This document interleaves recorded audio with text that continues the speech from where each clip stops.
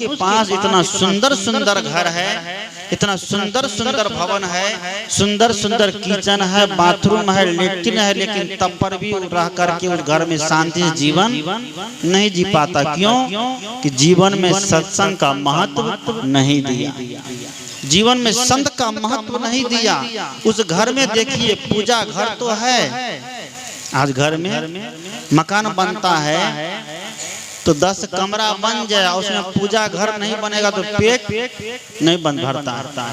उस घर में पूजा का घर भी है, उस घर में रोज पूजा होती है, उस घर में रोज ध्यान होता है, रोज सत्संग होता है ना। घर में पूजा का घर है, लेकिन उस पूजा के घर में सब प्रकार के देवी देवता का चित्र लगा कर रखे हैं। वो केवल नियम करने के लिए, नियम हो गया बस काम हो गया। सदगुरु कहते हैं कि जीवन में सत्संग अगर उतरेगा, जीवन में संत के विचार अगर उतरेंगे तो घर पूरा घर पूजा घर बनेगा, घर पूरा घर तीर्थ घर बनेगा। उस घर में अलग से पूजा घर बनाने की आवश्यकता नहीं पड़ेगी। क्या पड़ेगी? पूजा घर में उनके जो पूजा के घर में देवी देवता, उसको तो देवी देवता माने जाते हैं, लेकिन वर्तमान के जिंदा माता पिता है उनको देवी देवता नहीं माने जाते। यही बात कबीर पंत कहता है, तुम मूर्ति को मानो इसके लिए हमें कोई खेद नहीं है, तुम देवी देवता को मानो इसके लिए हमारा कोई कटाक्ष नहीं, कोई उस पर रोक नहीं है, लेकिन जो वर्तमान के माता पिता है, जिसने हमें जन्म दिया है, हम लोग रोज गाते हैं क्या, माता ने जो जन्म दिया है पाल पोस कर बड़ा किया है, धर्म है उनकी सेवा करना, सुबह शाम नित शीश नवाना, मात पिता समदेव न आन धारण करो चरित्र महान। धन है सदगुरु सत्य लखाते, जड़ चेतन की परख कराते, काल जाल भरम फंद छुड़ाते, जड़ चेतन की बोध कराते। सदगुरु कहते हैं कि माता और पिता गुरु ये 3 देव दुनिया में ऐसे हैं जो दुर्लभ है, सबको मिलने वाला नहीं है। आप घर में पूजा घर बनाइए, देवी देवता का चित्र रखिए, लेकिन एक ऐसा विचार बनाइए, सार्वभौमिक विचार कि पूरा घर हमारा पूजा का घर होना चाहिए। केवल पूजा घर में जाने से नहीं, पूजा घर में जब तक रहते हैं तब तक तो पूजा करते हैं, लेकिन पूजा के घर से जैसे निकलते हैं वैसे ही घर में ही रह करके लड़ाई करते हैं, झगड़ा करते हैं, कलह करते हैं, एक दूसरे को उल्टा सीधा बोलते हैं। तो ये कोई पूजा करने का लक्षण नहीं हुआ। इसलिए सदगुरु कहते हैं कि एक बार एक वकील साहब बढ़िया पढ़ा लिखा अपने बेटे के लिए लड़की देखने गया, लड़की देखने गया, लड़की रंग रूप हर चीज में बढ़िया, पढ़ाई लिखाई में बढ़िया, देख करके पसंद हो गया, तय तमन्ना हो गई, बातचीत, लेना देना क्या करना है वह भी हो गया। आजकल जानते हैं लेना देना कितना होता है, 1 लाख 2 लाख में अब काम चलने वाला नहीं है। अब बात होगी तो 10 लाख से शुरू होता है, 10 लाख से जो इधर है वो साधारण लोग के लिए है, लेकिन जो बढ़िया लोग है पैसे वाले उसके लिए 10 लाख से आगे की बात करिए, इधर की बात नहीं करिए। लेन देन में सब कुछ बात तय हो गई, कितना पैसा देना है। वकील साहब ने कहा कि मुझे 1 पैसा नहीं चाहिए। लड़की वाले ने कहा कि मेरे एक ही बेटी है, हम देंगे। कितना देंगे? तो 50 लाख। ठीक है, बात तय हो गई 50 लाख में। अब जब ले रहा है दे रहा है तो कोई मानेगा। वकील साहब ने कहा कि बातचीत तय हो गई, सारी बात हो गई, अब करना क्या है? शादी अभी मुझे नहीं करना है, 6 महीने के बाद हम शादी करेंगे।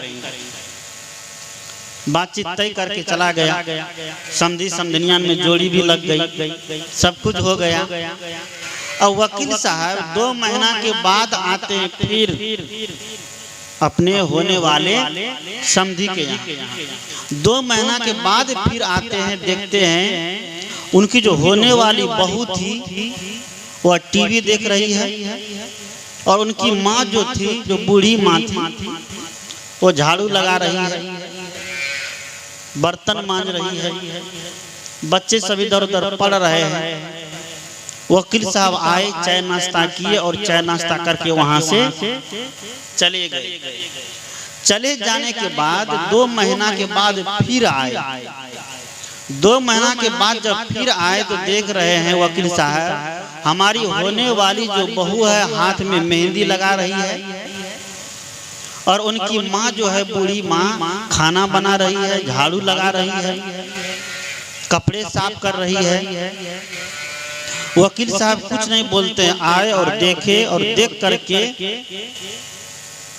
खाना पीना खाए। समधी ने जिद कर दिया कि इस बार खाना खा लीजिए। उस बार चाय नाश्ता पर ही चले गए थे, इस बार खाना बना रहे हैं, भोजन तैयार हो ही गया, भोजन कर लीजिए। वो वकील साहब भोजन करते हैं और भोजन करके अपने घर चले जाते हैं। अपने घर जब गए 1 महीना के बाद फिर आते हैं। कहाँ? 1 महीने के बाद फिर आते हैं अपने होने वाले समधी के यहाँ।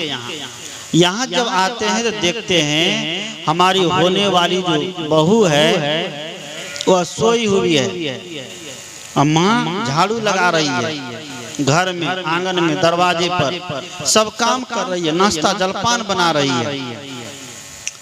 आए अंतिम बार आ करके देख लिए, और देख करके चुपचाप चला गया अपना घर। अपना घर जाकर के कहता है वहां से फोन करके कि ये रिश्ता मंजूर नहीं है, मैं ये रिश्ता अपने बेटे के साथ नहीं कर सकता।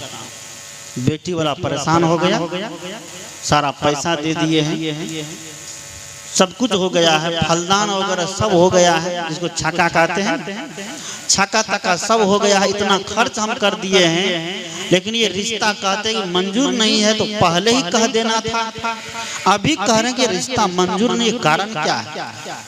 उसका समधी पूछा, समधी जी कारण क्या है, कारण बताइए।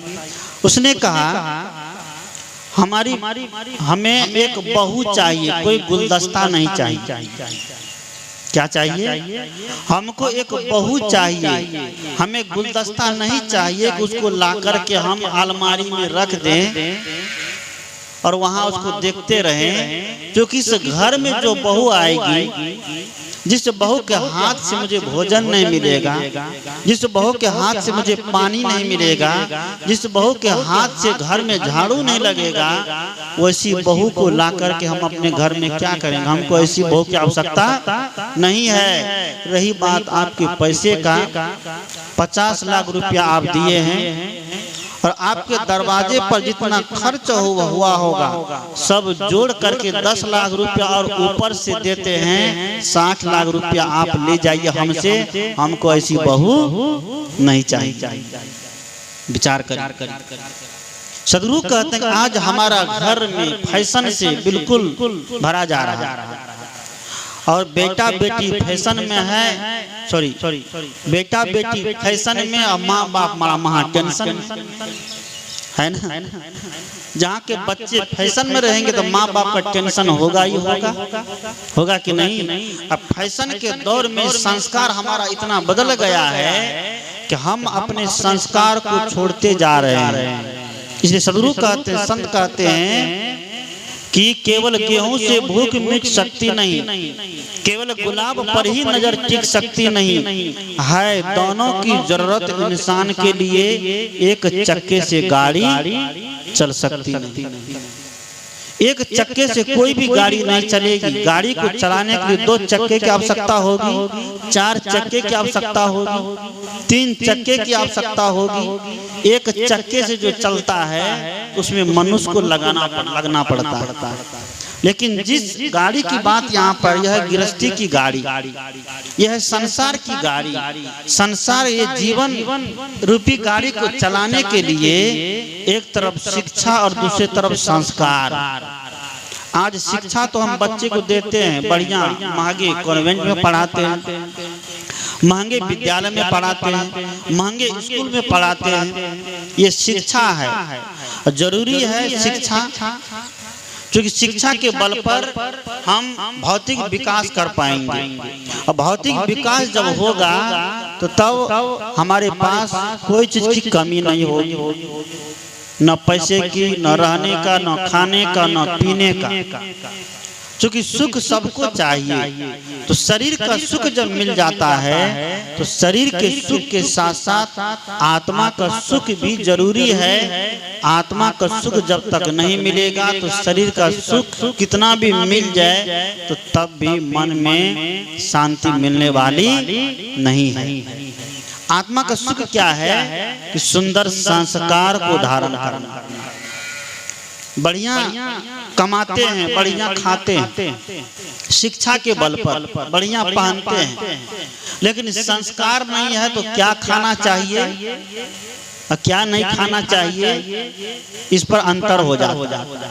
बहुत पढ़ लिख लिए हैं और बहुत पढ़ने के बाद हमें ये सीख मिलती है क्या कि अंडा खाने में प्रोटीन मिलता है ना। विज्ञान पढ़ने वाले बच्चे सब जो सब विज्ञान पढ़ता है उन लोगों को सिखाया जाता है कि अंडा में प्रोटीन है, मछली में कैल्शियम है, मांस में विटामिन है, लेकिन उनको आज तक नहीं पढ़ाया गया कि अंकुरित चना में, अंकुरित मूंग में, अंकुरित मूंगफली में, काजू में, किशमिश में, बादाम में, छुहारा में, मुनक्का में, दूध, दही, घी, साग सब्जी में विटामिन है, कैल्शियम है। आज तक किसी ने बताया नहीं बताया।